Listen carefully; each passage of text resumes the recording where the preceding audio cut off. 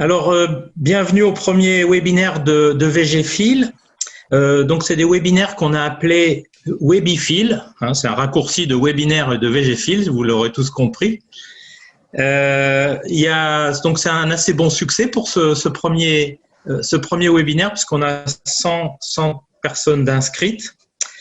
Ce webinaire vient alors pas tout à fait en remplacement, mais en complément de la conférence internationale sur les ravageurs et les auxiliaires en agriculture, la CIRA, qui était prévue fin octobre et qui n'a pas pu se tenir en raison en tout cas dans de bonnes conditions, en raison de la crise sanitaire. Et pour cette raison-là, le comité d'organisation de cette conférence et le conseil d'administration de VGFil ont décidé d'un commun accord de la reporter en octobre 2021. Il y avait 90 communications qui étaient prévues à cette conférence, 90 communications toutes très riches d'informations originales. Et comme certaines concernent des sujets tout à fait d'actualité, nous avons estimé qu'il était important de partager avec vous ces présentations sans attendre octobre 2021. Alors, c'est ce qui va se passer aujourd'hui avec la conférence qui est présentée par Céline Robert de Terrinovia sur la résistance des coléoptères ravageurs du colza aux pyrétrinoïdes. Les informations qui sont présentées par Céline sont débattues régulièrement dans le groupe de travail résistance aux insecticides donc qui se tient au sein de VGFil et qui est animé par Laurent Ruc, qui est aussi en ligne et qui interviendra notamment sur les questions. Laurent Ruc qui est aussi de chez Terrinovia. Et après l'exposé de Céline, ou pendant l'exposé de Céline, puisqu'on va faire 3 coupures en fait, pendant l'exposé de Céline, nous aurons une séance de questions. Celles-ci pourront être posées à la fin de la partie matériel et méthode, dans un premier temps, ensuite après les résultats, et puis une dernière séance de questions lors des conclusions. Laurent et moi, on va essayer de regrouper au mieux et de rassembler au mieux les questions. Ce premier VGFil, je vous signale, sera suivi de 3 autres qui se tiendront en décembre, janvier et février. Et il sera conclu, ce premier VGFil, par Alice Baudet, la directrice de VGFil. Et il se terminera à midi pile. Je laisse la parole à Céline. Donc Céline, c'est à toi l'honneur. Merci André. Donc comme André vous l'a présenté, on va parler aujourd'hui des résistances des coléoptères ravageurs du colza aux pyrétrinoïdes. Donc c'est une présentation qui a été construite donc du coup avec Laurent Ruc, qui chez nous est le référent insecticide et biocontrôle. Donc Julien Carpeza qui est le responsable du laboratoire de génétique et protection des cultures, Antoine Lauvernet qui est technicien et qui a réalisé la majorité des analyses qu'on va vous présenter aujourd'hui. Et donc pour ma part, je suis Céline Robert, chargée d'études ravageurs et faune auxiliaire à Terrinovia. Donc le plan que je vais suivre aujourd'hui est assez classique. On va faire une première partie sur des généralités, on rappellera quelques définitions. Ensuite, je vous présenterai dans les grandes lignes les différents tests en fait qu'on a conduits pour réaliser cette étude. Ensuite, on verra ensemble les résultats. En se focalisant principalement sur l'altise d'hiver et le charançon du bourgeon terminal, et puis dans une moindre mesure sur l'altise des crucifères, les altises des crucifères, les charançons de la tige du colza et du chou, et puis le charançon des siliques. En fonction en fait de l'état de nos connaissances sur ces résistances, on propose aujourd'hui des stratégies de gestion intégrées. Donc, on vous fera un point sur les conseils en fait de Terrinovia par rapport à la gestion de ces ravageurs dans ce contexte de résistance, et puis on conclura. Voilà. Et donc, comme André vous l'a dit, on propose de faire 3 sessions de questions, après matériel et méthode, après les résultats, et puis après les conclusions. Alors, une petite diapo d'introduction pour vous rappeler le contexte, donc le contexte en particulier sur colza, aujourd'hui difficile. Vous n'êtes pas sans savoir que ces dernières années, on a eu des gros problèmes de sécheresse à l'implantation. ce qui a entraîné un abandon des semis de colza dans certaines régions, également des levées très tardives, ces levées tardives étant préjudiciables pour la culture de colza, en particulier quand elle est attaquée par les ravageurs d'automne. On observe également une recrudescence de certains ravageurs. Donc hier, à la fin des années 90, c'était les méligettes. Aujourd'hui, depuis quelques années, on est confronté à des infestations très importantes de grosses altises et puis également de charançon du bourgeon terminal. En parallèle de ça, les substances actives insecticides disparaissent les unes après les autres parce qu'elles ne sont pas réhomologuées, mais également parce qu'on assiste à l'émergence de résistance aux pyrétrinoïdes, qui est la principale famille insecticide utilisée donc sur les ravageurs du colza. Et c'est une famille qui aujourd'hui est parfois totalement inefficace. Et à l'automne, il ne reste plus qu'une seule alternative insecticide qui est le phosmète. Donc on est vraiment confronté à une situation très fragile aujourd'hui et dès à présent, le seul moyen de gérer ces ravageurs, c'est bien de recourir à l'ensemble des leviers de la lutte intégrée qui sont disponibles. Donc on verra ça dans la dernière partie de l'intervention. Autre élément de contexte, eh bien, aujourd'hui, on a une pression forte de la société pour une agriculture avec moins de pesticides et donc moins d'insecticides, sans oublier que les agriculteurs n'en restent pas moins soumis à des règles économiques et donc doivent rester compétitifs pour maintenir la durabilité de leur exploitation agricole. Alors, plusieurs espèces de ravageurs du colza aujourd'hui sont résistants aux insecticides. Pourquoi ? Eh bien, parce que pendant des décennies, la gestion de ces ravageurs s'était basée presque exclusivement sur l'utilisation de quelques familles d'insecticides, donc un nombre réduit. Et donc, sans surprise, aujourd'hui, on assiste à une émergence de populations résistantes. Donc, quel est l'état de ces résistances en France ? Donc en France, les premiers ravageurs qui ont développé des résistances, ce sont les pucerons verts, qui ont développé des résistances aux pyrétrinoïdes à la fin des années 90. En 2009, ces mêmes pucerons verts sont devenus résistants aux pyrénicarbes. Et sur les autres ravageurs, en particulier sur les coléoptères, les premières grosses difficultés sont apparues également à la fin des années 90, avec les méligettes qui ont développé des résistances aux pyrétrinoïdes. En 2014-2015, c'est le charançon du bourgeon terminal et l'altis d'hiver qui sont devenus également résistants aux pyrétrinoïdes. Aujourd'hui, pour ces 4 ravageurs, eh bien, on observe ce phénomène de résistance se traduit par une vraie perte d'efficacité au champ, avec au moins dans certains secteurs et pour certains d'entre eux, une perte totale d'efficacité des pyrétrinoïdes. En 2015, on a détecté des premières mutations qui pouvaient conférer de la résistance, donc également aux pyrétrinoïdes sur quelques populations de charançon décilique et de charançon de la tige du chou. Et en 2009, ce fut le tour du charançon de la tige du colza. Donc pour ces 3 ravageurs, aujourd'hui, on n'a pas de retour de perte d'efficacité au champ. C'est des premières mutations qui ont été détectées, mais il est important de maintenir ce monitoring pour essayer de prévenir au maximum le développement de ces résistances. Donc, c'est en lien avec ce contexte assez particulier qu'a été créé donc, le groupe AFPP Méligette à la fin des années 90, en lien avec l'émergence des résistances des méligettes, où plusieurs acteurs de la protection des plantes se sont réunis pour essayer de faire face à cette situation et donc, dans un premier temps, de réaliser un monitoring. Donc, ce groupe AFPP a fait une petite pause, on va dire, au début des années 2010 et a repris à partir de 2014, donc suite à des problèmes de gestion au champ du charançon du bourgeon terminal et de l'altis d'hiver. Ce groupe s'est étendu à la gestion de l'ensemble des ravageurs du colza. Et aujourd'hui, ce groupe perdure et a vocation à s'étendre également aux autres cultures. Donc l'ensemble du travail qu'on va vous présenter aujourd'hui s'inscrit bien dans le cadre également de ce groupe de travail. Alors, pour commencer, quel est le mode d'action des pyrétrinoïdes ? Donc les pyrétrinoïdes, donc ces insecticides, vont en fait agir sur le système nerveux de l'insecte.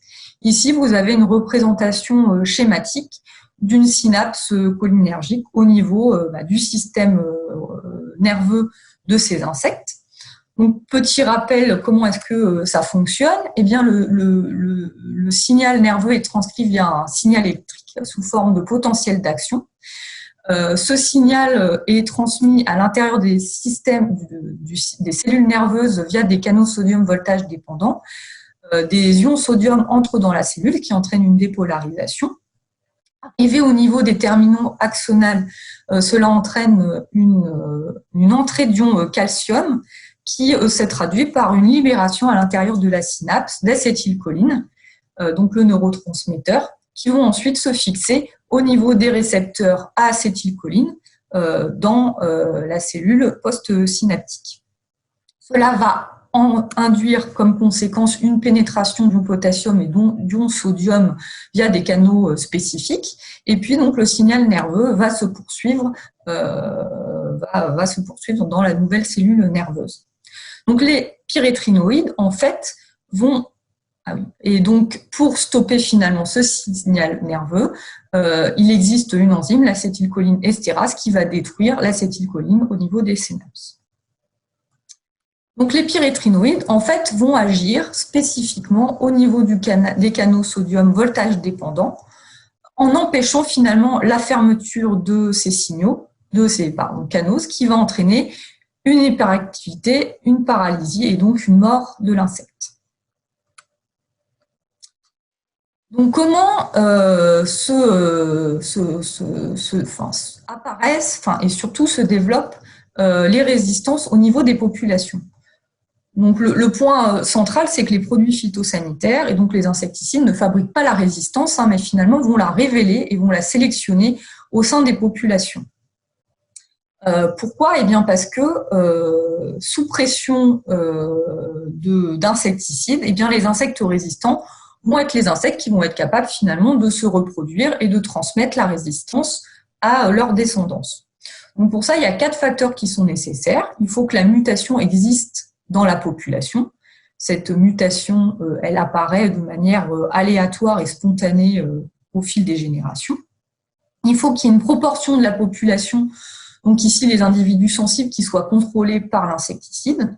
Il faut qu'une proportion de ces individus, donc les individus résistants, soient capables de survivre et que ces individus résistants soient capables de se reproduire et de transmettre la résistance à la génération suivante. Si on regarde, on fait un petit schéma. Ici, dans le dessin de droite, vous avez des individus sensibles en vert et un individu résistant en rouge. On applique un insecticide, cela va entraîner une destruction majoritairement d'individus sensibles, même si certains sont capables de survivre. Les insectes vont se reproduire, donc on observe une augmentation de la proportion d'individus résistants dans la population, et donc progressivement, suite aux différentes applications d'insecticides, eh bien par le même mécanisme, on va assister à une augmentation progressive de la proportion d'individus résistants au niveau de la population. Alors, quels sont les grands mécanismes de résistance aux insecticides qui existent aujourd'hui? Donc, ils sont assez nombreux. Certains mécanismes sont considérés aujourd'hui comme mineurs et en fait sont assez mal connus. Donc, on va les citer tout de suite et puis on n'y reviendra pas trop dans la suite de la présentation. Donc, premier type de résistance, donc la résistance comportementale, les insectes qui vont essayer d'éviter les zones qui ont été traitées par les insecticides.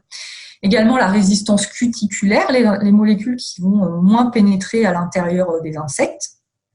Également la possibilité pour l'insecte de séquestrer en partie les molécules toxiques et donc les insecticides, voire éventuellement de les évacuer de manière plus importante. Mais en fait, ce sont surtout des mécanismes qui vont jouer sur des processus biochimiques qui vont induire de la résistance, sur lesquels en fait les mécanismes de résistance vont jouer. Donc vous avez tout d'abord ce qu'on appelle la résistance par mutation de cible, c'est-à-dire que en fait les insectes résistants vont présenter une mutation au niveau du site de fixation de l'insecticide. Donc, il existe plusieurs mutations en fonction des insecticides concernés. On y reviendra un petit peu plus par la suite. Et puis, deuxième grand mécanisme, la détoxification. Donc, en fait, naturellement, les insectes vont être capables de produire des enzymes qui vont pouvoir dégrader ou inhiber les molécules toxiques, et en l'occurrence, les insecticides. Dans le cas des individus résistants, eh bien, ce sont des individus qui vont être capables de produire ces enzymes en grande quantité, et donc l'action des insecticides va être fortement réduite. Alors, quelles sont les caractéristiques de ces différents mécanismes de résistance? Alors ici, on vous a fait un petit tableau. Ce qu'il faut voir, c'est que c'est donné à titre indicatif, parce que ces caractéristiques sont variables selon les espèces d'insectes concernés. Ici, ces informations regroupent des connaissances qu'on peut avoir sur d'autres ravageurs, mais nécessitent donc d'être établies pour chacun d'entre eux. Majoritairement, on n'a pas ce type d'informations pour les ravageurs du colza, donc il faut prendre quand même ces informations avec précaution. Donc tout d'abord, quel nombre de mutations sont impliquées? Donc en ce qui concerne la résistance métabolique, donc par détoxification, plusieurs mutations sont responsables de la résistance. Dans le cas de la résistance par mutation cible, en revanche, à chaque fois, on a une seule mutation. Donc les mutations les plus connues sont les mutations dites KDR et les mutations super KDR en ce qui concerne la résistance aux pyrétrinoïdes. Qu'en est-il du niveau de résistance? Alors, en ce qui concerne la résistance métabolique, c'est une résistance qui est variable et qui va être progressive, c'est-à-dire qu'au début, les populations vont présenter un niveau de résistance plutôt faible, et puis, suite à la pression de sélection exercée par les pyrétrinoïdes, ce niveau de résistance va progressivement augmenter au niveau de la population. En ce qui concerne la résistance par mutation de cible, sur les autres espèces, en général, les mutations KDR confèrent des niveaux de résistance faibles à moyens. Par contre, les mutations super KDR confèrent généralement des niveaux de résistance très élevés. Quel est l'impact sur le succès reproducteur de ces insectes? Donc la capacité de ces insectes à transmettre leur patrimoine à leur descendance. Dans le cas de la résistance métabolique, cette perte de fitness va être élevée. Dans le cas de la résistance par mutation de cible, pour les mutations KDR en général, elle est faible, et pour les mutations super KDR en général, elle est plutôt élevée. Quel est le risque de phénomène de résistance croisée? Donc, la résistance croisée, elle peut être de deux sortes, elle peut être positive ou négative. Dans le cas où on a de la résistance croisée positive, ça veut dire que lorsqu'on a de la résistance quand on a de la résistance à une famille chimique, on peut avoir de la résistance, on va également avoir de la résistance à d'autres familles chimiques. Et au contraire, lorsqu'on a de la résistance croisée négative, eh bien, dans le cas où on a de la résistance à une famille chimique, eh bien, cela peut augmenter au contraire la sensibilité à d'autres familles chimiques. Dans le cas de la résistance métabolique, cette résistance croisée, elle est souvent positive, raison pour laquelle il faut être particulièrement vigilant sur les autres familles chimiques lorsqu'on a pour une espèce donnée de la résistance métabolique. Par contre, lorsqu'on a de la résistance par mutation de cible, ces mutations sont très spécifiques et donc on n'a pas de résistance croisée. Enfin, dernier point, est-ce que l'expression de la résistance va être différente selon les stades, et là en particulier entre les stades adultes et les stades larvaires? Lorsqu'on a de la résistance par mutation de cible, non. Par contre, lorsqu'on a de la résistance métabolique, ça doit être étudié parce qu'en effet, on peut avoir un comportement différent en fonction des stades larvaires, en fonction des stades. Et sur l'altis d'hiver en particulier, on pourra avoir un niveau de résistance différent selon que l'on est à un stade adulte ou à un stade larvaire. Donc, c'est des choses qui nécessitent d'être investiguées. Alors maintenant, on va passer à la partie matériel et méthode et on va voir ensemble les différents tests qui ont été mis en œuvre. Alors, le premier test qui est utilisé dans l'étude de la résistance aux pyrétrinoïdes pour nos coléoptères ravageurs, ce sont des tests flacons. Donc, c'est des tests qui sont très classiques pour évaluer la résistance des coléoptères par rapport à des insecticides de contact. Dans le cadre des pyréthrinoïdes, la molécule de référence est la lambda-cyhalotrine, hein, c'est la molécule qui est utilisée aujourd'hui à l'échelle européenne, donc qui permet de comparer les résultats entre les différents pays. Donc comment est-ce qu'on procède? Eh bien, on va procéder avec des petits flacons en verre dans lesquels on va introduire différentes doses d'insecticides associées à de l'acétone. Quand l'acétone va s'évaporer, eh bien, les molécules insecticides vont se retrouver fixées sur les parois des flacons. Donc, on va utiliser donc différentes doses d'insecticides avec 2 réplications par dose. Et dans chacun de ces petits flacons, on va introduire environ 25 insectes vivants, donc en l'occurrence des adultes. On va attendre 24 heures et au bout de 24 heures, on va compter le nombre d'insectes morts et le nombre d'insectes vivants. Ces résultats sont ensuite exploités de la manière suivante. La manière classique, c'est de calculer des doses, des valeurs indicatrices, la plus connue étant la DL50, donc la dose qui permet de tuer 50% des individus d'une population. La difficulté qu'on rencontre aujourd'hui, c'est que pour récalculer ces DL50, on a besoin d'avoir un nombre important de doses testées afin d'obtenir la courbe que vous a représentée à gauche. Mais on a des grosses difficultés pour récupérer un nombre important d'adultes au champ parce que ces insectes sont difficiles à piéger. Donc souvent, on ne peut tester que quelques doses d'insecticides. Donc on a établi une deuxième stratégie pour essayer de faire face à cette difficulté. Donc pour ça, on va travailler avec une dose de référence. La dose de référence, c'est la dose qui est en théorie la plus discriminante et qui permet de différencier le plus facilement des populations résistantes et des populations sensibles. Cette dose de référence, en fait, c'est la dose qui permet de tuer 98% des individus dans une population qui est sensible. Donc cette dose de référence, elle est calculée pour chaque espèce de ravageur étudiée. Et donc vous verrez que cette dose, elle est variable en fonction des ravageurs considérés. Par exemple, elle est différente entre les altices d'hiver, par exemple, et les charançons de la tige. Cette dose va ensuite pouvoir être testée à grande échelle. Comment est-ce qu'on étudie la résistance métabolique? Donc, la résistance métabolique, il existe plusieurs méthodes. Au sein de Therinovia, on travaille avec des tests flacons. Donc, il existe 3 familles d'enzymes qui sont impliquées dans la détoxification. Les monoxygénases acétochrome P450, carboxylestérase et la glutathion S-transférase.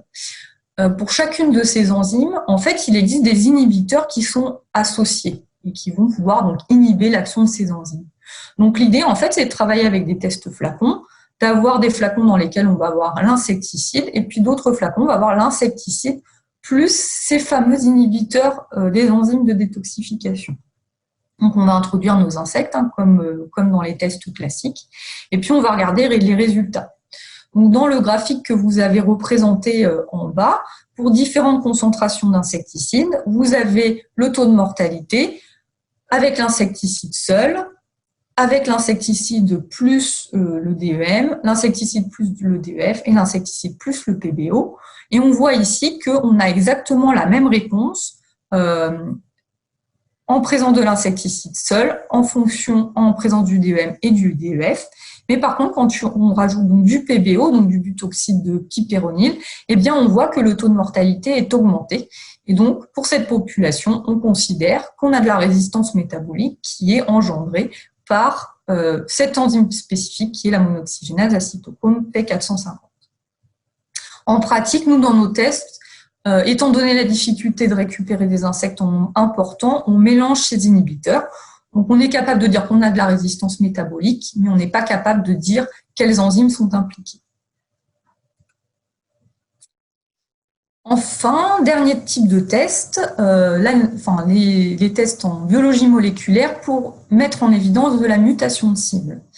Donc, pour ça, on travaille principalement par séquençage, c'est-à-dire que on va extraire l'ADN de nos individus, donc de chaque individu, et on va séquencer donc la zone qui code pour le canal sodium. Et on va rechercher sur ces séquences les mutations qui peuvent induire de la résistance. Donc, grâce à ça, on va pouvoir détecter l'ensemble des mutations qui sont présentes sur cette section, sur ce fragment de gène. On a également développé des tests plus simplifiés sur l'alkys d'hiver et le charançon du bourgeon terminal pour éviter de passer par cette étape de séquençage, parce que cette étape est assez chère et assez coûteuse. Et donc, du coup, pour réduire les coûts et pouvoir faire un monitoring à plus grande échelle, eh bien, on a réalisé des tests plus simplifiés dans lesquels on va chercher uniquement une mutation grâce à l'élaboration de marqueurs et à l'utilisation de marqueurs spécifiques. On peut réaliser ces tests simplifiés sur l'alkys d'hiver et le charançon du bourgeon terminal parce qu'aujourd'hui, on a une bonne connaissance des mécanismes qui sont impliqués dans la résistance sur ces deux espèces. Sur les autres, en revanche, on est encore à l'étape de compréhension des mécanismes et donc aujourd'hui, on n'a pas développé de tests simplifiés. Un petit récapitulatif donc, des différentes méthodes qui sont utilisées. Donc les tests flacons avec uniquement de l'insecticide, donc réalisés sur adultes vivants, permettent de détecter de la résistance et les niveaux de résistance, quels que soient les mécanismes impliqués. Si dans ces tests flacons, on rajoute en plus des inhibiteurs des insecticides, on peut évaluer la résistance métabolique. Et enfin, on réalise des analyses moléculaires sur adultes ou sur larves. Donc ces insectes peuvent être morts, même si il faut faire attention à la dégradation de l'ADN. Et donc là, on va détecter les résistances par mutation ici. Donc, quels sont les avantages et les inconvénients de ces différentes méthodes? Donc, les avantages des tests biologiques, c'est qu'on peut mettre en évidence la résistance sans connaître en fait les mécanismes impliqués. On peut déterminer si on a de la résistance croisée, et puis on peut mettre en évidence de la résistance métabolique. Les inconvénients, c'est qu'on a besoin de disposer de beaucoup d'insectes vivants, et puis que les résultats peuvent être variables selon les stades des insectes, ce qui est en fait en soi quelque chose qui peut aussi être un avantage. En ce qui concerne les tests moléculaires, les avantages, c'est qu'on va pouvoir détecter les mutations. On va avoir les données par insecte et non pour une population complète. On a la possibilité d'analyser les insectes morts, donc de pouvoir étaler finalement les analyses dans le temps. Par contre, il faut faire bien attention à la conservation de l'ADN. Donc pour ça, en fait, on plonge les insectes vivants dans de l'alcool. Et puis, gros avantage, c'est qu'on a besoin de moins d'insectes que pour des tests biologiques. Les inconvénients, c'est qu'on ne peut pas détecter tous les mécanismes, et notamment, on n'est pas capable de détecter la résistance métabolique puisqu'elle implique plusieurs types de mutations. En fait, ce qu'il faut retenir surtout, c'est que toutes ces méthodes, elles sont très complémentaires et qu'on ne peut pas se focaliser sur un test plutôt qu'un autre. C'est vraiment la confrontation des résultats de l'ensemble de ces tests qui permet de comprendre vraiment ce qui se passe et d'identifier les mécanismes impliqués et les niveaux de résistance que ça va pouvoir conférer en pratique. Le nombre d'analyses qui a été réalisé. Donc en haut, vous avez représenté le nombre de populations de ravageurs qui ont été analysées par test flacon, à minima à ces fameuses doses de référence. Et en bas, c'est le nombre de populations de ravageurs qui ont été analysées par analyse moléculaire. Donc la première chose qu'on constate, c'est que le nombre de tests flacons est nettement inférieur aux tests moléculaires, pour les raisons que je vous ai citées préalablement. Les insectes qui ont été les plus étudiés ces dernières années, ce sont les alkys d'hiver et les charançons du bourgeon terminal. Sur les alkys d'hiver, 73 populations analysées en test flacon, presque 500 analysées par analyse moléculaire. Donc, on commence à avoir une bonne cartographie de ce qui se passe sur le terrain. Sur les charançons du bourgeon terminal, l'échantillonnage est un peu moindre parce que ces insectes sont encore plus difficiles à récupérer au champ. Donc là, avec une 50aine de populations analysées en test flacon, presque 200 analysées par analyse moléculaire. Par contre, sur les autres espèces, comme vous pouvez le voir, on est vraiment aux prémices en fait de l'analyse des résistances, avec quelques dizaines seulement de populations analysées. Les analyses moléculaires aujourd'hui ne sont pas disponibles sur les petites altises parce que derrière ce terme de petite altise, en fait, on a plusieurs espèces qui sont impliquées. Voilà, j'en ai fini avec cette première partie. On peut peut-être déjà prendre quelques questions si vous en avez. Oui, donc il y avait Laurent Ruc, il y avait une question, Céline, sur l'état des résistances chez nos voisins européens. Je peux déjà apporter quelques éléments. Oui, donc, en ce qui concerne la résistance chez nos voisins européens, donc on le verra un peu plus en détail dans la présentation, dès qu'on a des résultats, notamment des équipes allemandes, on a essayé de les mettre en perspective.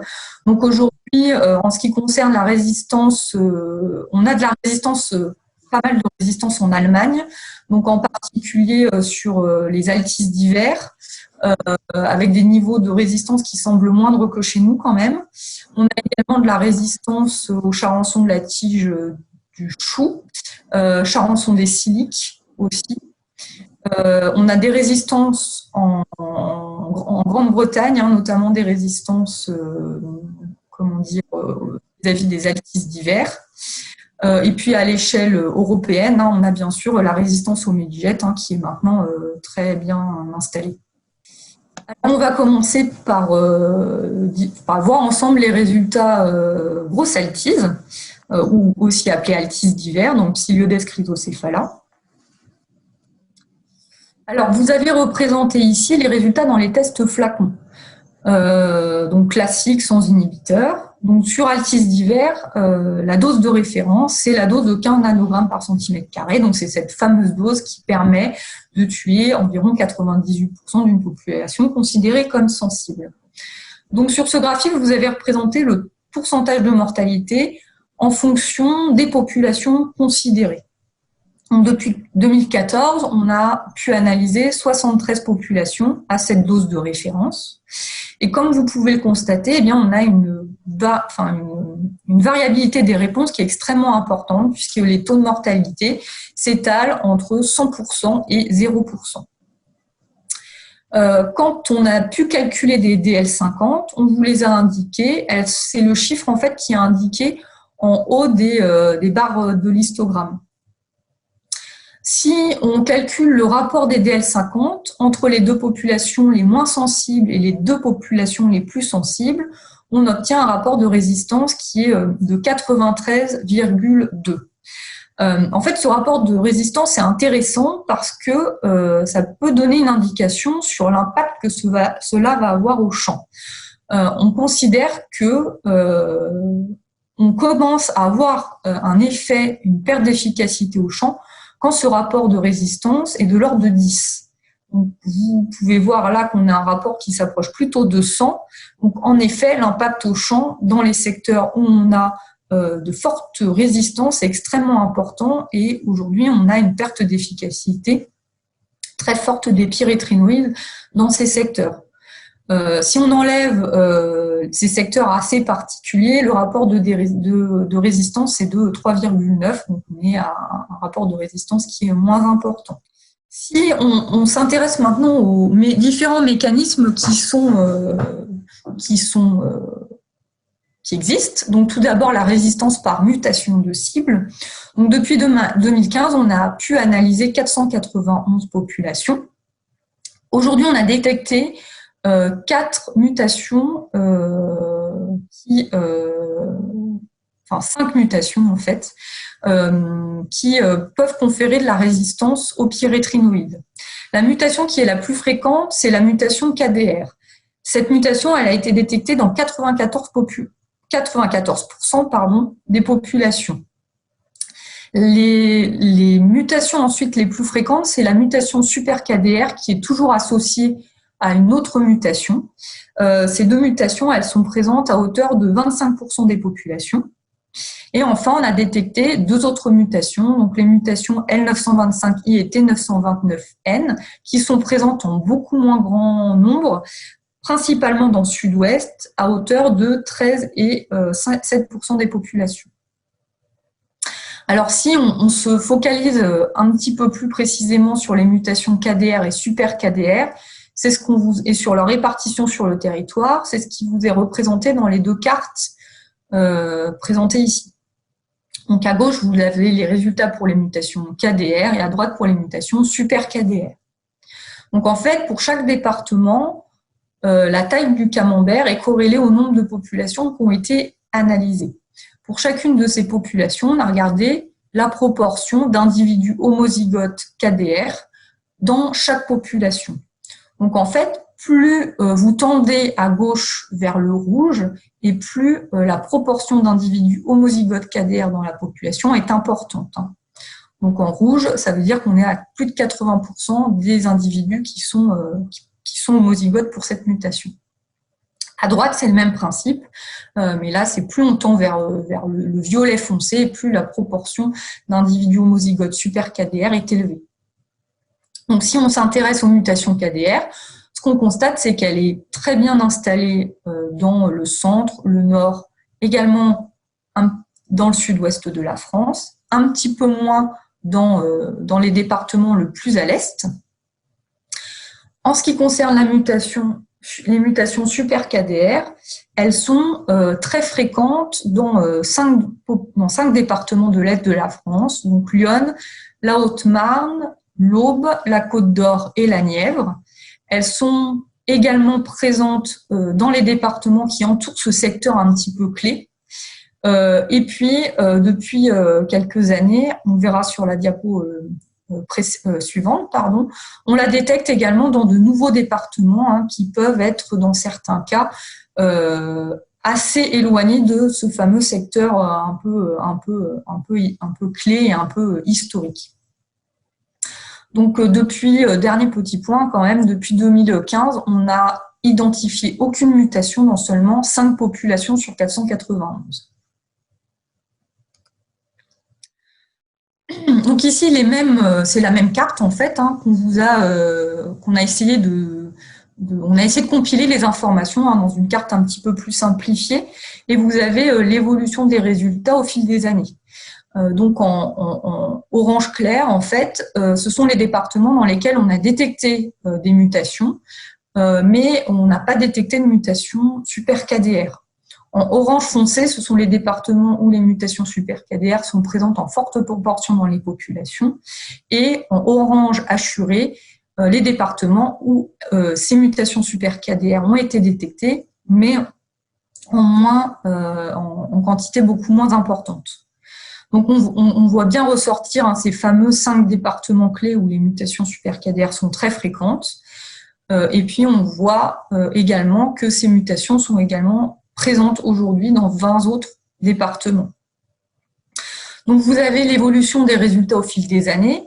Donc, on peut, pas vraiment parler d'évolution parce que l'échantillonnage n'est pas le même d'une année à l'autre. Mais on voit quand même que depuis 2018, plus les années passent et plus on détecte des mutations super KDR dans d'autres départements que ceux de l'Est de la France.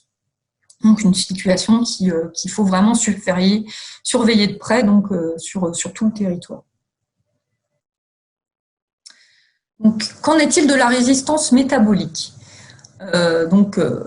Comme je vous le disais en introduction, les insectes naturellement sont capables de produire des enzymes qui vont pouvoir dégrader les molécules toxiques, et donc les insecticides. Donc la difficulté en fait pour savoir si on a de la résistance métabolique, c'est de savoir si finalement ces enzymes de détoxification, elles sont sécrétées de manière très importante par les individus. Donc en quelque sorte, il faut établir un seuil au-delà duquel on va considérer que la production d'enzymes, elle est en quelque sorte anormale. Donc pour ça, en fait, pour déterminer ce seuil, on va regarder ce qui se passe sur des populations qu'on considère sensibles. Donc c'est ce qu'on a fait sur les altises. Donc sur les altises, sur 3 populations qu'on considère sensibles, on a regardé comment évoluait le taux de mortalité sans et en présence d'inhibiteurs.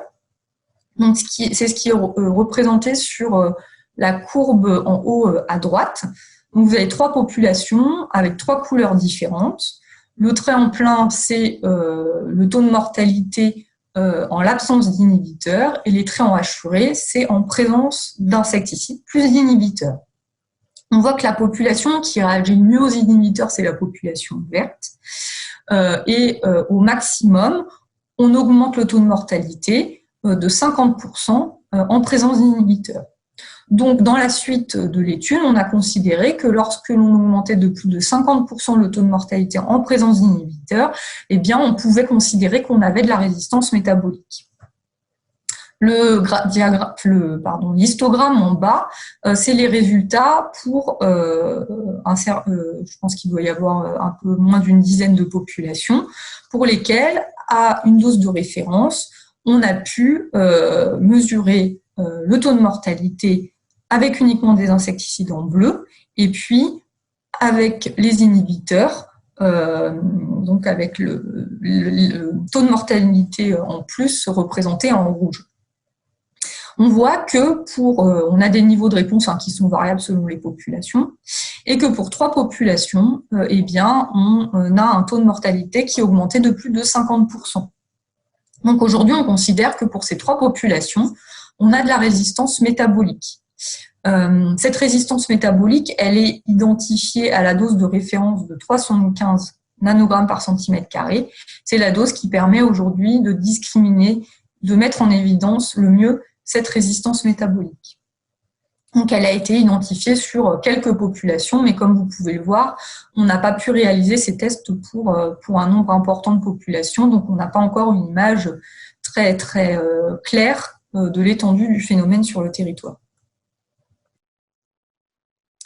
Donc, une fois qu'on a identifié l'ensemble de ces mécanismes de résistance, eh bien, il s'agit de voir quel est l'impact finalement sur le taux de mortalité, quels sont les mécanismes qui semblent conférer le plus de résistance. On voit que finalement, on a plusieurs mécanismes qui peuvent cohabiter au sein d'une même population. Alors, ce qu'on vous a représenté ici, c'est le pourcentage de mortalité donc, dans les tests flacons à notre dose de référence de 15 nanogrammes par centimètre carré. À gauche, en fonction du pourcentage d'individus homozygotes KDR, et à droite, en fonction du pourcentage d'individus homozygotes super KDR. Quand l'information était disponible, on vous a indiqué les résultats des tests, des analyses métaboliques. Donc en rouge, on considère que la population a développé de la résistance métabolique. En vert, on n'a pas de résistance métabolique. Et vous voyez qu'il doit y avoir 1 ou 2 points violets. C'est des populations pour lesquelles on a réalisé l'analyse, mais on ne peut pas exploiter les résultats. Donc, premier point, ce qu'on voit, c'est qu'on a quand même peu de références en ce qui concerne la résistance métabolique. À gauche, on voit qu'on n'a pas de corrélation finalement entre le taux de mortalité dans test de flacon et le taux d'individus homozygotes KDR. En revanche, on voit qu'on a une corrélation significative entre le taux de mortalité à la dose de 15 nanogrammes par centimètre carré et le taux d'individus homozygotes super KDR. Donc aujourd'hui, il semblerait que, en tout cas, à minima entre ces 2 mécanismes-là, le niveau de résistance engendré par les mutations super KDR est nettement plus important que le niveau de résistance engendré par les mutations KDR, ce qui se reflète très clairement sur le terrain, avec des pertes d'efficacité qui aujourd'hui sont visibles surtout dans ce fameux territoire, dans ces 5 départements où ces mutations super KDR sont présentes en très forte proportion dans les populations. Donc, on en a fini avec les résultats qui concernaient les altises divers. Donc maintenant, on va passer au monitoring sur le charançon du bourgeon terminal, Pseudorhynchus piscitarsis. Donc les illustrations sont exactement les mêmes, donc je vais aller sans doute un petit peu plus vite. Donc les résultats des tests flacons, donc là on est à la même dose de référence, donc la dose de 15 nanogrammes par centimètre carré. Là également, on voit que le pourcentage de mortalité donc à notre dose de référence, elle est très variable d'une population à l'autre, puisque on peut avoir des populations, on a des taux de mortalité de 100% et d'autres où on va être de l'ordre de 10% à peu près. Oui, depuis 2013, on a pu analyser 51 populations. Si on fait le rapport des DL50 des deux populations les moins sensibles et des deux populations les plus sensibles, là, on a un rapport de résistance qui est de 8,5. Donc, on voit qu'on est beaucoup moins élevé que sur les altices d'hiver. Voilà. Si on regarde ce qui se passe chez nos voisins allemands, aujourd'hui, ils ont identifié des résistances sur Charançon-du-Bourgon terminal, mais ils ont trop peu de données pour pouvoir dire si calculer des rapports de résistance.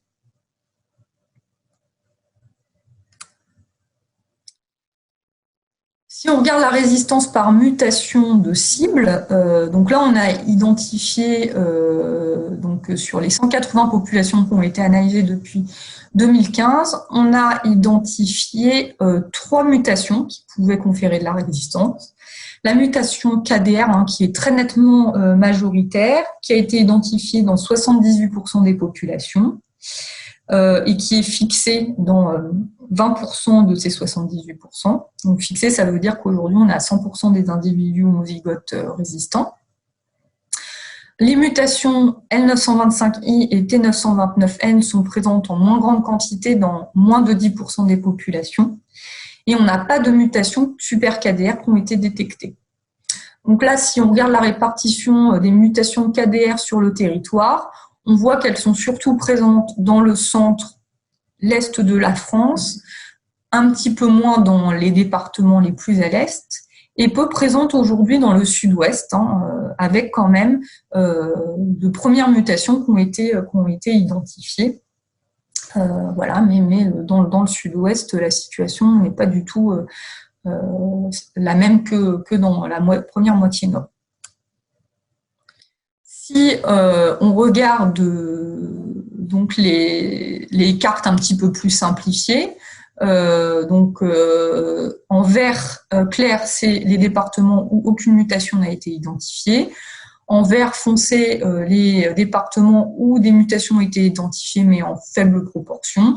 Et puis en violet, là où elles sont présentes en plus forte quantité. Et donc, comme je vous le disais tout à l'heure, on voit que le secteur le plus critique, c'est vraiment le centre et une partie de l'est de la France. Voilà, avec une évolution au fil des années qui n'est pas trop importante, si ce n'est dans le sud-ouest où en 2018, on n'avait pas encore détecté de mutation KDR, mais qui est peut-être liée aussi à un faible échantillonnage.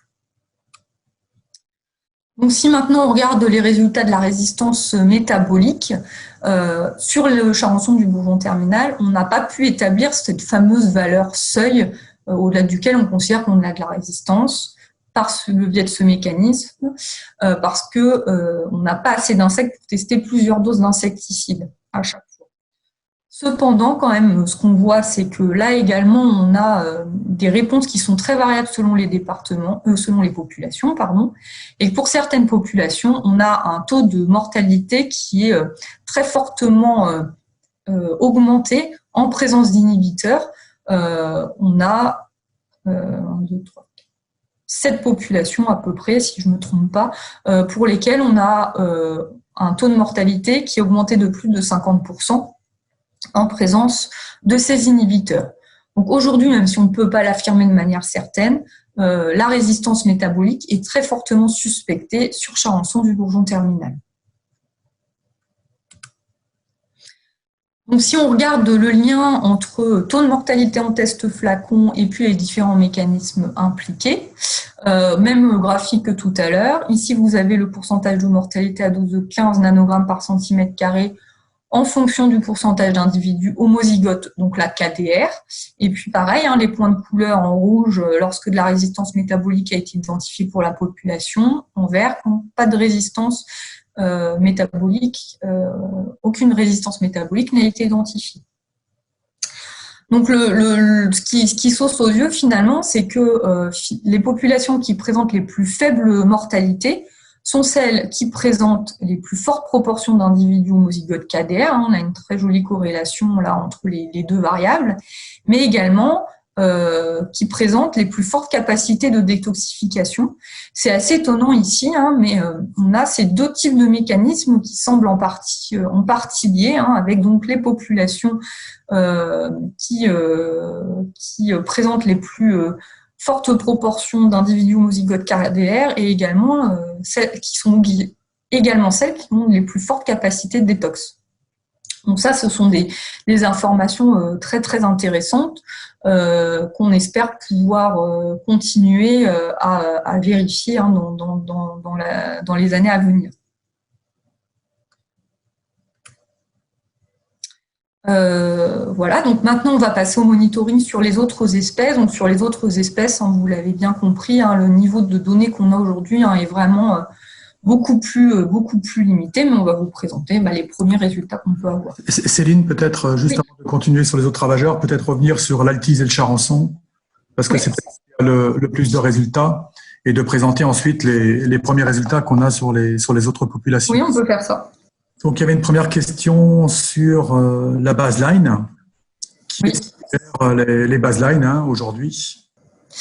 Les baselines, il y a eu un certain nombre de tests préliminaires qui ont été réalisés pour déterminer la gamme de doses qui permet le mieux d'encadrer ces fameuses doses de référence, les fameuses DL50.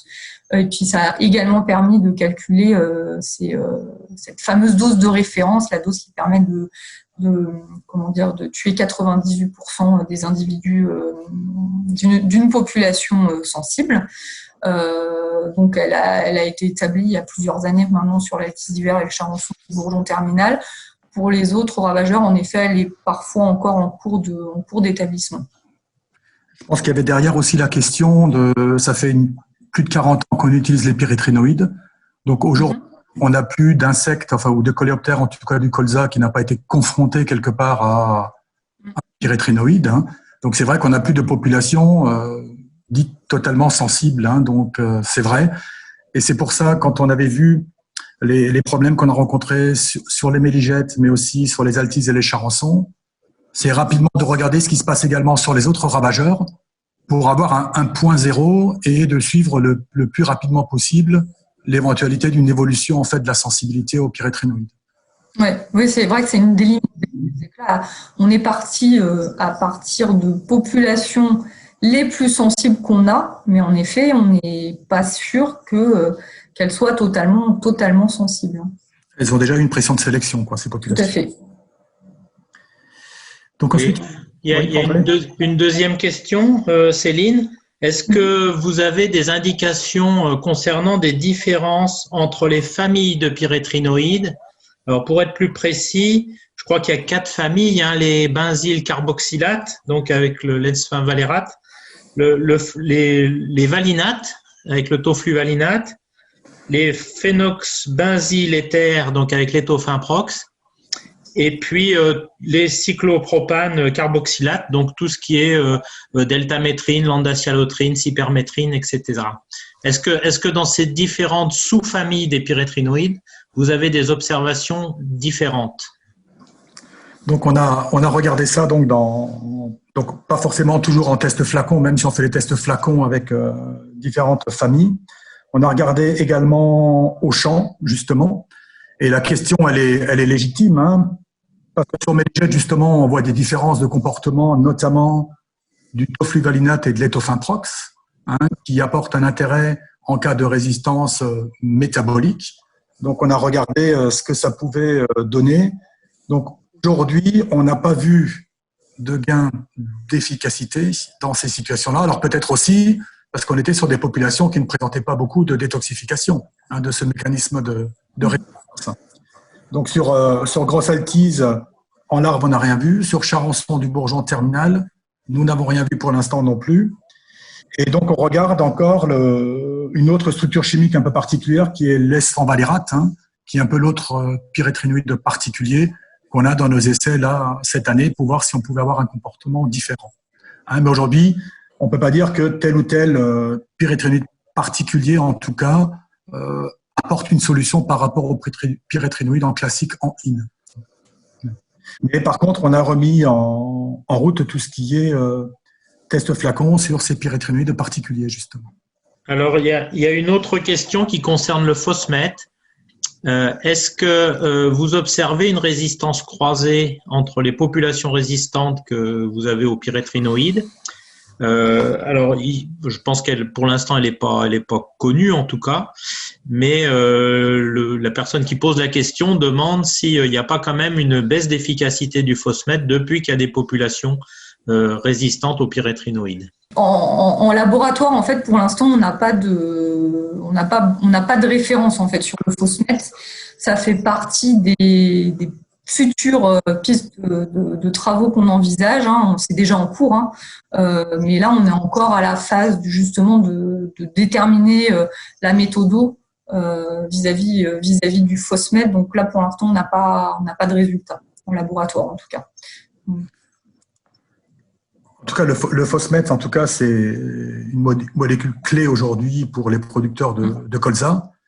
Il y a la réapprobation au niveau européen, donc effectivement, cette molécule est défendue puisque c'est la seule alternative sur les ravageurs d'automne, Altises, Charançon en particulier, en présence de résistance aux pyréthrinoïdes. Donc effectivement, alors on va aller utiliser plus qu'avant, hein, puisqu'il y a des cas de résistance aux pyréthrinoïdes. Alors, je dis toujours dans notre malheur, on a une chance quand même, c'est que les coléoptères font en général un cycle par an. Et donc, la pression de sélection est quand même beaucoup moins importante pour des pucerons, par exemple, où on peut avoir plusieurs générations. Les pyréthrinoïdes, ça fait une bonne quarantaine d'années qu'on les utilise. On a vu apparaître les résistances récemment. Ça, c'est parce que la pression de sélection, effectivement, c'est un cycle par an, donc la pression de sélection est quand même moins forte. Donc, on espère que ça nous aidera justement à garder des solutions le plus longtemps possible, parce que comme vous le voyez, on en a pas beaucoup. Merci Laurent. Une dernière question. En quoi le pourcentage d'homozygotes, quel est l'impact du pourcentage d'homozygotes? En quoi ce critère vous aide à gérer les résistances? En fait, on regarde le pourcentage d'homozygotes parce que en fait, la mutation, pardon, est excessive, donc elle s'exprime que quand l'individu finalement est homozygote, et donc c'est un indicateur qu'on a décidé de suivre. Et en effet, on voit que on a des bonnes corrélations entre cet indicateur-là et le taux de mortalité dans les tests flacons. Par contre, quand on a un individu qui est hétérozygote, donc il n'y aura pas de perte de l'insecticide. Par contre, cet individu-là pourra transmettre aux générations suivantes ce gène de résistance. Une toute dernière question, puis après on va te laisser continuer, Céline. Est-ce qu'il y a une influence des 3 derniers étés secs avec les fortes baisses de semis de colza, c'est-à-dire la réduction de la surface de l'emblavement en colza, sur les populations de ravageurs et donc sur les ravageurs résistants? En gros, si je comprends bien, c'est une question de concentration. Hein. Moins on a de colza, est-ce qu'il y a plus de concentration des ravageurs résistants? Ça, c'est une très bonne question. Mais on n'a pas du tout la réponse. Je ne sais pas du tout. Par contre, effectivement, le premier réflexe, ça serait de dire, quelque part, effectivement, on aura une concentration sur les colzas restants. Hein, je pense qu'il faut regarder ce qui se passe, par exemple, en Bourgogne, hein, puisque là, il y a eu depuis 2-3 ans maintenant une baisse drastique des surfaces. Ils sont toujours confrontés à l'altise. Après, est-ce qu'il y a une baisse spécifique des ravageurs résistants ou pas résistants? Céline vous l'a dit, il y a une notion aussi de feedback, c'est que acquérir une résistance pour un individu, ça va avoir un coût quelque part, entre guillemets, pour cet insecte-là. Donc, ça va le fragiliser un peu, ça le favorise par rapport aux insecticides, mais ça peut le fragiliser sur un autre point. Donc ça, effectivement, c'est des choses qui sont peu connues parce que c'est très variable d'une espèce à l'autre et d'un type de résistance à l'autre. Donc, on peut rien dire pour l'instant, mais il faut vraiment suivre ce qui se passe en Bourgogne et je pense que ça sera un bon exemple. Donc, on va passer aux autres espèces. Donc, tout d'abord, les petites altises. Donc, les petites altises, hein, plusieurs espèces du genre Philotreta. Donc là, vous voyez, on a en termes de résultats en test flacon, en moins de population. Donc là, la dose de référence, permet le mieux de discriminer nos populations, c'est la dose de 3,75 nanogrammes par centimètre carré. Donc, vous voyez, on est beaucoup moins élevé que sur l'altis d'hiver ou le charançon du bourgeon terminal. Donc là, également, on voit qu'on a une certaine variabilité en fonction des populations. Si on fait le rapport de résistance, alors là, entre la population la plus sensible et la population la plus résistante, donc c'est quand même pas extrêmement, on va dire, ça nécessite vraiment d'être confirmé. Aujourd'hui, on a un rapport de résistance qui est de 7,8. Et là, les méthodes d'analyse moléculaire aujourd'hui ne sont pas, comme je vous le disais en introduction, n'ont pas été mises au point.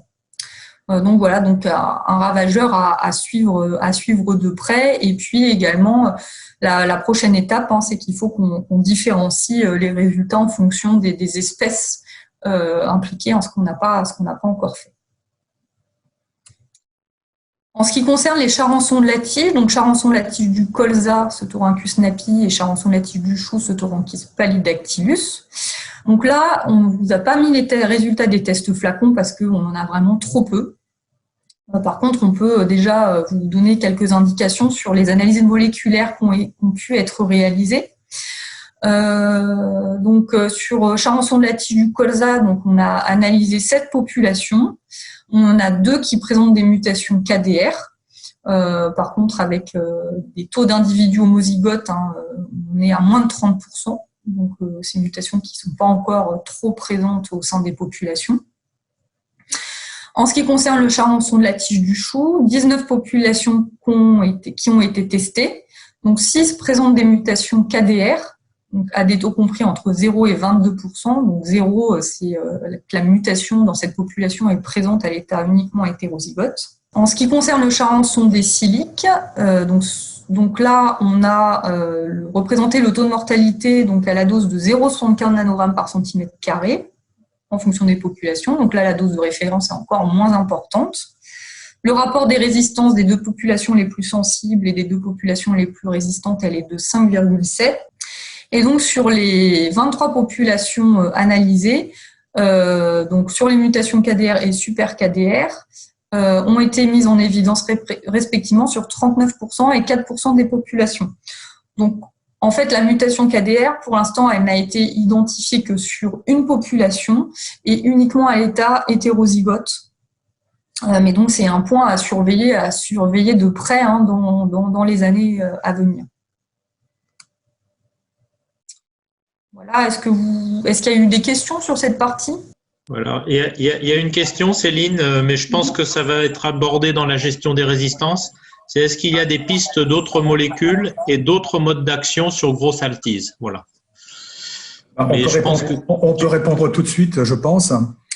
Donc, on a testé depuis 5 ans maintenant 9 nouveaux modes d'action, alors qu'ils viennent sur colza ou d'autres cultures. Parmi ces 9 modes d'action qu'on a pu tester, que ce soit en végétation ou en traitement de semences, il y en a 1 ou 2 qui paraissent intéressants. On peut malheureusement pas en dire plus aujourd'hui, donc on continue à travailler sur ces modes d'action avec les sociétés concernées. Bon, c'est bien de donner de l'espoir dans ces périodes sombres. Donc je pense, testé à peu près tout ce qui pouvait exister, avoir un intérêt sur coléoptère depuis quelques années. Merci. Bon, gestion des résistances alors. Alors, c'est parti.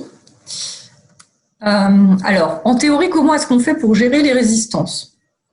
Donc, la première méthode, c'est de limiter au maximum les traitements pour éviter cette pression de sélection et donc de favoriser finalement dans l'environnement les insectes qui sont résistants. Donc là, comment on fait? Eh bien, en fait, il s'agit de mettre en œuvre un maximum les leviers préventifs et puis de respecter les règles de décision pour traiter le moins possible. Deuxième stratégie, c'est l'alternance. Donc, l'alternance des modes d'action à la fois dans le temps, mais également dans l'espace. Donc, ce principe d'alternance, ça consiste à utiliser des insecticides qui présentent des modes d'action différents. Et bien sûr, il faut que ces modes d'action soient efficaces. On ne va pas utiliser un mode d'action où on a de la résistance, c'est un autre mode d'action. Là, l'idée, c'est d'utiliser des modes d'action qui sont tous les deux efficaces. Et puis, quand c'est le cas, de profiter des résistances croisées négatives. Donc, nous, sur nos ravageurs, ça n'a pas l'air d'être trop le cas pour l'instant. Enfin, dernier point, les mélanges. Donc, les mélanges, ça consiste à utiliser 2 modes d'action efficaces en même temps, là également à leur dose d'efficacité. Par contre, attention à la réglementation parce que tous les mélanges ne sont pas autorisés. Alors, quel est le conseil aujourd'hui qu'on apporte dans la gestion de nos ravageurs? Donc, on va surtout vous parler ici de la gestion des insectes d'automne, Altis d'hiver et charançon du bourgeon terminal, parce que c'est là où la situation aujourd'hui est la plus critique. Donc, les leviers à mobiliser, tout d'abord, c'est tous les leviers préventifs, donc les leviers agronomiques, donc obtenir un colza robuste, avoir un travail du sol adapté, un semis précoce, associer le colza avec des légumineuses gélives, des stratégies de fertilisation pour atténuer les dégâts, on verra un peu plus par la suite, utiliser un semoir monograine, donc vraiment mettre tout en œuvre pour avoir un colza qui soit bien implanté, qui pousse vite à l'automne et ensuite au printemps. Le choix variétal, qui est un levier très intéressant, donc ces dernières années avec l'apparition de variétés qui sont résistantes au TYV par exemple, mais également ça peut être utilisé des variétés qui sont bien vigoureuses. Les auxiliaires aussi, essayer au maximum de favoriser les ennemis naturels des ravageurs sur le territoire, donc via des infrastructures agroécologiques, également en limitant le travail du sol après colza, qui est ce travail du sol qui a un impact très fort sur les ennemis naturels des coléoptères du ravageur du colza. Et puis d'autres stratégies qui peuvent être l'utilisation de composés sémiochimiques comme des phéromones, des chéromones, utiliser des plantes pièges en mélange, en bande ou en interculture. Ça, c'est des choses qu'on est en train de travailler actuellement et pour lesquelles, pour l'instant, on n'a pas encore forcément beaucoup de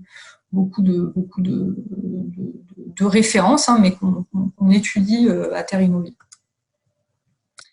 Alors, donc, si on revient sur un petit peu ces leviers agronomiques, en fait, ce qu'on s'est rendu compte, c'est que si vous regardez le graphique à droite, qui vous représente le pourcentage de plantes saines en fait d'attaque de charançon du bourgeon terminal et d'altis d'hiver en fonction du poids frais entrée-hiver.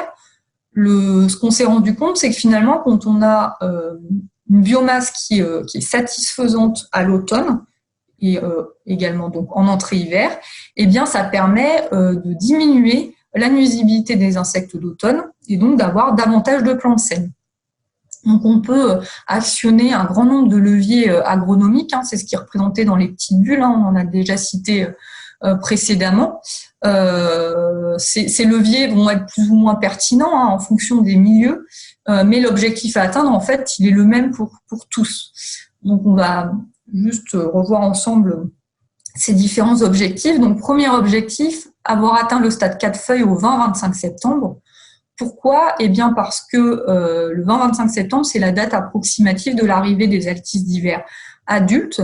Et en fait, lorsque le colza il a dépassé le stade de 3 feuilles, et donc il a atteint le stade 4 feuilles, eh bien finalement, il a même de faire face à des prélèvements et aux morsures engendrées par les altis d'hiver adultes. Et donc, dans ces cas-là, il n'y a pas besoin de traiter. Donc, c'est vraiment un levier extrêmement efficace pour permettre une impasse vis-à-vis des altis adultes. Et comme on le verra par la suite, c'est vraiment quelque chose qu'il faut éviter à tout prix. Ensuite, les objectifs à atteindre, c'est d'avoir un colza donc, qui va pousser pendant tout l'automne, donc avoir une croissance continue tout l'automne. Donc, on peut regarder différents indicateurs. On peut regarder la biomasse début octobre qui correspond à la période où les charançons du bourgeon terminal vont arriver. Et donc là, l'objectif à viser, c'est 25 grammes par plante, ce qui correspond à peu près à 800 grammes pour 30 pieds par mètre carré ou 1000 grammes par mètre carré pour 40 pieds par mètre carré. En entrée d'hiver, là, on va être plutôt sur des valeurs de 40 à 45 grammes par plante, ce qui correspond à 1,2 ou 1,5 kg par mètre carré. Le système racinaire bien développé, qui est indispensable pour justement favoriser cette croissance continue. Donc là, on vise un pivot de 15 cm en entrée d'hiver et un pivot qui est droit, hein, qui n'est pas coudé. Et puis, enfin, essayer d'avoir une reprise vigoureuse au printemps. Céline, il reste un quart d'heure, il est 11h45. Ah, vous allez plus vite. Donc ici, vous avez représenté quelques résultats hein, pour bien vous démontrer l'intérêt des leviers agronomiques. Donc dans ces essais, on a testé différents leviers, seuls ou en association. Donc si on regarde colza, CO, c'est colza seul, COF, c'est colza fertilisé au SMI, COF, c'est colza plus févrole, et ensuite vous avez les combinaisons.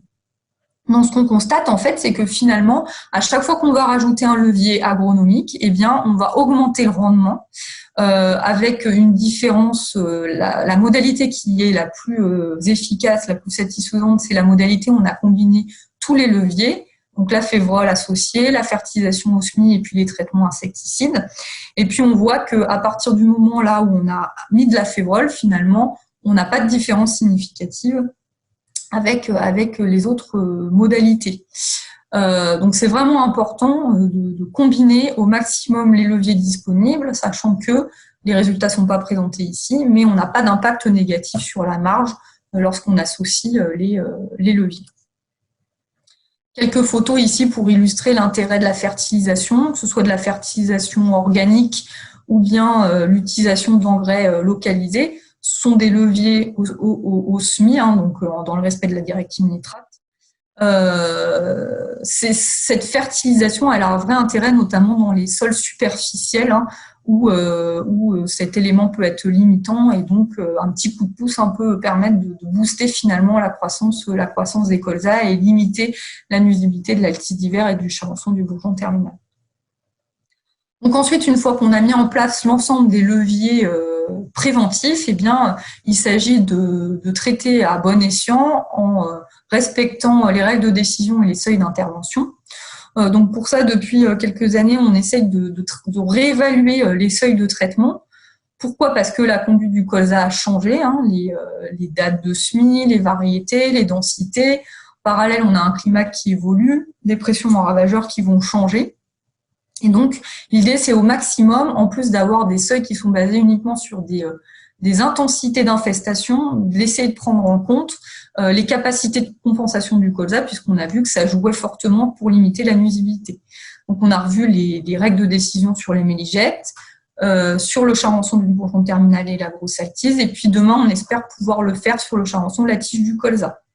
Alors, si on prend l'exemple du risque charançon du bourgeon terminal et grosse altise, eh bien, en plus donc d'un risque insecte qu'on évalue par la pression en larve d'altise, par exemple, ou par l'historique des attaques sur charançon du bourgeon terminal, eh bien, on va intégrer un risque agronomique. Et pour ça, on va regarder la biomasse du colza à l'automne, la dynamique de croissance à l'automne, puis la date de reprise au printemps. Donc, très rapidement, on obtient ce type de règles de décision où on va combiner à la fois donc l'infestation larvaire, pardon, j'ai mon téléphone qui sonne, excusez-moi, un risque agronomique, et puis on va pouvoir avoir une estimation du risque. Donc, la grande modification par rapport au risque historique, hein, c'est qu'aujourd'hui, lorsqu'on considère qu'on a un risque agronomique qui est faible, si on est à moins de 5 larves par plante, on considère qu'il n'y a pas forcément besoin d'intervenir, alors que avant, dès lors qu'on était à plus de 3 larves par plante, on conseillait de traiter. Donc, on a réévalué un petit peu nos règles de décision.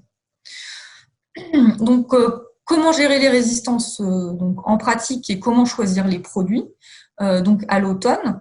Donc, si on regarde tout d'abord les résultats des essais insecticides sur l'altisse d'hiver adulte, vous avez représenté ici les résultats de 2 essais. Donc, un essai qui est plutôt situé dans le sud-ouest à gauche avec une forte proportion d'individus homozygotes KDR. Et puis, à droite, des résultats d'un essai en Charente-Maritime avec la présence de mutations KDR en moins forte proportion. Donc, si on regarde à gauche, qu'on regarde les dégâts en fonction des molécules qui ont été testées, on voit que c'est le boravie qui présente la meilleure efficacité, même si on n'a pas de différence significative avec les pyrétrinoïdes. Sur l'essai en Charente-Maritime, les pyrétrinoïdes et le boravie présentent une efficacité similaire. Donc aujourd'hui, ce qu'on conseille, c'est contre l'altise d'hiver d'utiliser quand même plutôt du boravie parce que on voit qu'on a une régularité des efficacités et puis surtout parce que ça permet d'éviter la pression de sélection sur les pyrétrinoïdes. Même chose sur les larves. Donc là, vous avez des résultats dans deux contextes de résistance différents. À gauche, c'est un contexte de résistance où on a plutôt des mutations KDR. Donc c'est une synthèse de 7 essais. À droite, on est en contexte super KDR avec 3 essais. Donc si on regarde ce qui se passe en contexte KDR, et bien finalement, si on regarde l'impact sur le nombre de larves par plante, on a des résultats similaires entre des efficacités similaires entre la référence pyrétrinoïde et le boravie. Sur d'autres essais, on montre qu'il y a une différence d'efficacité en fonction des pyrétrinoïdes, avec le caratéséon, donc la lambda-cialotrine qui a une efficacité meilleure que le D6 Protect, donc qui est de la deltamétrine, est meilleure que la cypermétrine. En contexte super KDR, là par contre, le boravie a une meilleure efficacité que les pyrétrinoïdes.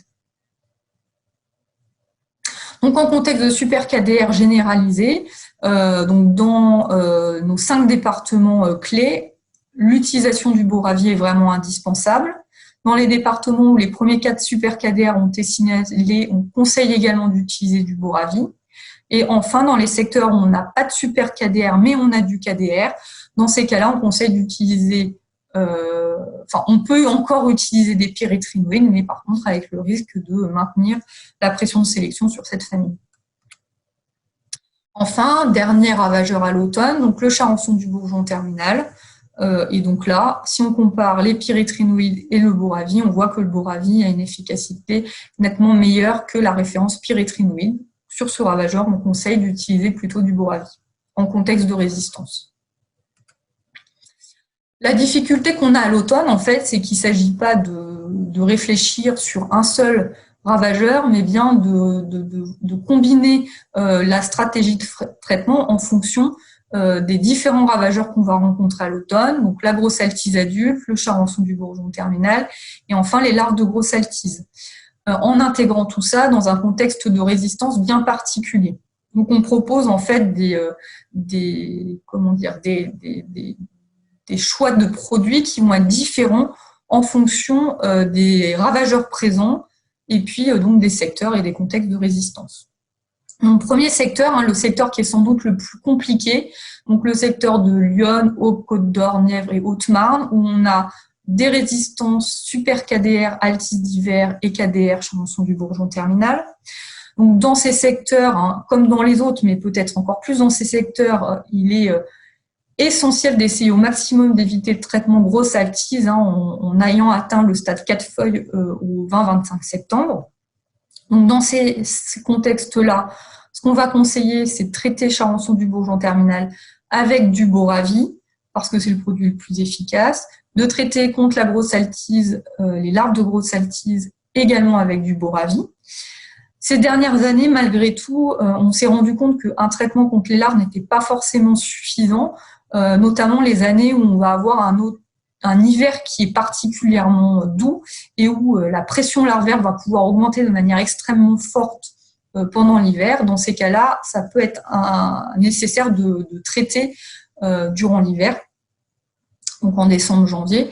Donc pour garder une cartouche boravie, puisque l'utilisation du boravie est limitée à 2 applications maximum par campagne, eh bien on conseillera plutôt de traiter contre le charançon du bourgeon terminal avec des pyrétrinoïdes, contre les grosses altises larves en novembre avec du boravie, pour pouvoir réintervenir avec du boravie en décembre-janvier.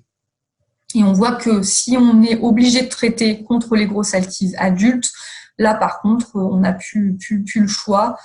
Traitement boravie grosse altise adulte, traitement pyrétrinoïde charançon du bourgeon terminal et traitement boravie grosse altise, larve de grosse altise. Dans le secteur du centre plutôt, et également de l'Est hors secteur rouge, on va dire. On a de l'altise d'hiver KDR et du Charançon du Bourgeon KDR, Charançon du Bourgeon terminal KDR. Dans ces cas-là, la règle, c'est d'alterner au maximum, en commençant par traiter avec le produit le plus efficace, donc là, en l'occurrence, le Boravie. Donc, c'est ce qui est appliqué ici. On va prendre juste peut-être un cas ou deux. Donc, dans le cas où on a du Charançon du Bourgeon terminal et pas d'attaque de grosse altise adulte, donc on va traiter avec du Boravie. On va ensuite traiter contre les larves de grosse altise avec des pyrétrinoïdes en novembre. Et puis, si nécessaire, on pourra réintervenir avec du Boravie en décembre-janvier. Voilà, si les grosses altises adultes sont présentes et qu'on a tous les ravageurs, eh bien, on va traiter avec du Boravie contre les grosses altises adultes, avec des pyrétrinoïdes sur Charançon du Bourgeon terminal, et puis avec du Boravie contre les larves de grosses altises en novembre. Enfin, dernier secteur. Donc là, c'est plutôt le secteur de l'ouest ou du sud-ouest, où là, on a des altises d'hiver KDR, mais on n'a pas de Charançon du Bourgeon terminal, ou alors des Charançons qui sont encore sensibles aux pyrétrinoïdes. Donc là, la règle, en fait, c'est de traiter avec des pyrétrinoïdes contre le Charançon du Bourgeon terminal, et puis ensuite d'alterner au maximum. Donc, en l'absence de grosses altises adultes, on va traiter avec des pyrétrinoïdes contre le Charançon du Bourgeon terminal, traiter contre les larves de grosses altises avec du Boravie, et puis avoir la possibilité de réintervenir avec des pyrétrinoïdes pendant l'hiver. En pratique, en général, on ne traite pas forcément contre tous ces ravageurs. Quelle est la stratégie au printemps? Donc, la stratégie au printemps, ça consiste à alterner également les modes d'action. Contre le Charançon de la tige du colza, on va privilégier plutôt un pyrétrinoïde, parce que la seule autre possibilité, c'est le phosmet, mais qui est utilisé à l'automne. Ensuite, contre les méligettes, on va conseiller de privilégier plutôt l'indoxacarbe, parce que ça va permettre de limiter la pression de sélection sur les pyrétrinoïdes, même les pyrétrinoïdes particulières que sont le tofluvalinate et les tofimprox. Si les deux ravageurs, Charançon de la tige du colza et méligette, sont présents en même temps, on peut faire une application avec de l'étofimprox qui sera efficace sur les deux ravageurs. Ensuite, sur Charançon des siliques, l'idée c'est d'alterner, donc d'utiliser des pyrétrinoïdes qui présentent également l'avantage de disposer de la mention abeille. Et enfin, sur puceron cendré, on peut intervenir avec l'association pyrimicarpe tofluvalinate. Éventuellement, des pyrétrinoïdes qui sont efficaces sur puceron cendré, puisqu'ils n'ont pas développé de résistance à cette famille. Je vois qu'il ne me reste plus que 2 minutes, donc dernière diapo sur les perspectives et les leviers d'action. Donc à court terme, l'idée c'est vraiment d'actionner un maximum tous les leviers disponibles, donc réussir l'implantation pour avoir un colza robuste, utiliser donc l'ensemble des solutions actuelles et essayer de les pérenniser, donc les règles de décision, avoir un choix d'insecticides pour essayer de limiter au maximum l'évolution des résistances, utiliser des variétés vigoureuses, poursuivre le monitoring résistance. La difficulté aujourd'hui, c'est que pour l'instant, à court terme, on n'a pas de solution de biocontrôle. À moyen terme, on travaille un certain nombre de leviers, donc notamment développer des modes d'action supplémentaires, là, au niveau des firmes phytosanitaires, améliorer le comportement variétal, utiliser des méthodes d'atténuation et de biocontrôle, on en a parlé tout à l'heure, les plantes pièges, composés sémiochimiques, voire des répulsifs. Et puis à plus long terme, il y a des travaux qui sont en cours pour développer des variétés qui sont plus tolérantes vis-à-vis de nos ravageurs. Voilà, merci. Une question qui concerne les solutions dans les autres pays. Les pays voisins dont tu as parlé tout à l'heure, Angleterre, Allemagne, est-ce qu'il y a d'autres solutions? Là, je vais botter en touche, Laurent. Donc, nos voisins immédiats travaillent essentiellement avec les pyrétrinoïdes. Donc, effectivement, il n'y a pas beaucoup d'alternatives. Il existe un traitement de semences qui a été autorisé dans certains pays un peu plus à l'est, comme la Pologne. Mais autrement, c'est quand même essentiellement basé sur les pyrétrinoïdes pour lutter contre les altises. Et le Charançon du Bourgeon terminal est aujourd'hui un ravageur qui est présent essentiellement en France. Il apparaît depuis 2-3 ans dans le sud de l'Allemagne. Mais ça reste effectivement les péritrénies d'aujourd'hui. Après, sur le biocontrôle, on teste des solutions, mais on n'a pas encore trouvé de solution miracle, sachant qu'on travaille plutôt l'altise adulte ou les méligètes, parce que là, les insectes sont plus facilement atteignables directement par des solutions de biocontrôle. D'accord. Dernière question, puis après on passera la parole à Alice peut-être. À partir de combien d'unités de chaleur se déclenchent les vols de grosses altises et de charançon du bourgeon terminal? Est-ce que tu peux peut-être donner une référence sur laquelle on peut trouver ces indications? Je vais aller très vite. Altise d'hiver, en gros, on a des vols qui se déclenchent en général lorsqu'on a une chute des températures maximales et une remontée au-dessus de 20 degrés. Charançon du bourgeon terminal, aujourd'hui, on ne sait pas. Voilà, donc c'est des choses qu'on espère trouver prochainement, mais pour l'instant, on n'a pas d'indication sur le charançon du bourgeon terminal. Pour l'instant, c'est piégeage en cuvette jaune. Alors, merci beaucoup à tous les deux. Merci beaucoup Céline pour cette performance. Je vais laisser tout de suite la parole à Alice. Donc en fait, c'est une petite présentation de Végéfil pour celles et ceux qui ne connaîtraient pas. Donc c'est une association qui a été créée en 84. Donc c'est une association de loi 1901. Et en fait, Végéfil, c'est la plateforme d'échange sur la santé des végétaux pour favoriser les échanges scientifiques et d'informations à partir de références pour protéger durablement les végétaux au service de l'homme, de son alimentation et de l'environnement. Alors, les objectifs de Végéfil, c'est de fédérer tous les acteurs de la protection des végétaux afin de favoriser les échanges. Et pour cela, donc, il y a 13 commissions. Donc, les plus connues, c'est le COLUMA pour la gestion de la lutte des mauvaises herbes, la commission maladie, la commission des essais biologiques et également la commission ravageurs et auxiliaires. Il y a aussi des groupes de travail, donc à peu près 25.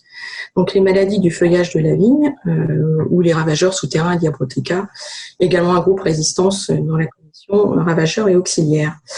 Et nous organisons également une conférence chaque année, 1 à 2 conférences. Donc la CIRA, c'est sur les ravageurs et auxiliaires en agriculture, la CIMA sur les maladies, la COMAPI sur les moyens alternatifs et le COLUMA sur les mauvaises herbes. Donc le but, c'est bien sûr de fournir de la formation et également de former les gens. Alors, les productions de Végéfil, ce sont par exemple les méthodes CEB qui permettent de faire des essais de produits.